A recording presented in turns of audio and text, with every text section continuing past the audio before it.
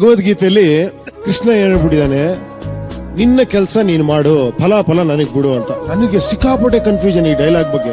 ಹೆಂಗಯ್ಯ ನಮ್ ಕೆಲಸ ನಾವು ಯಾಕೆ ಫಸ್ಟ್ ಆಫ್ ಆಲ್ ಕೆಲಸ ಯಾಕೆ ಮಾಡ್ತೀವಿ? ಫಲಕ್ಕೋಸ್ಕರ.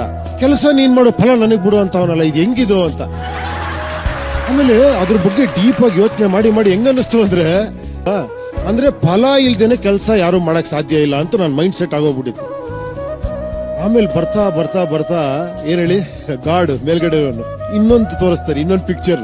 ಸಿಕ್ಕಾಪಟ್ಟೆ ಕೆಲಸ ಮಾಡಿ ಎಲ್ಲಾ ರೀತಿ ಮಾಡ್ರು, ಕೆಲವು ಟಪಕ್ ಅಂತ ರಿವರ್ಸ್ ಆಗ್ಬಿಡೋದು. ಅವಾಗ ಏನೇ ಇಷ್ಟೆಲ್ಲಾ ಮಾಡಿದ್ರು ಕೂಡ ಫಲ ಯಾಕೆ ಸಿಗ್ಲಿಲ್ಲ?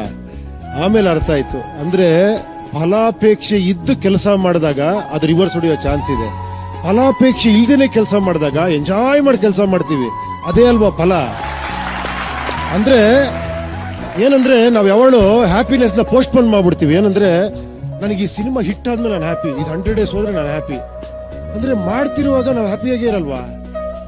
ಮಾಡ್ಬೇಕಾದ್ರೆ ಹ್ಯಾಪಿ ಆಗಿದ್ಬಿಟ್ರೆ ಸಾಕು. ಅದೇ ನಿನ್ನ ಕೆಲಸ ನೀನ್ ಮಾಡೋ ಫಲಾಫಲ ನನಗೆ ಬಿಟ್ಟಿರೋದು ಅನ್ನೋದು ಆಮೇಲೆ ಅರ್ಥ ಆಯ್ತು.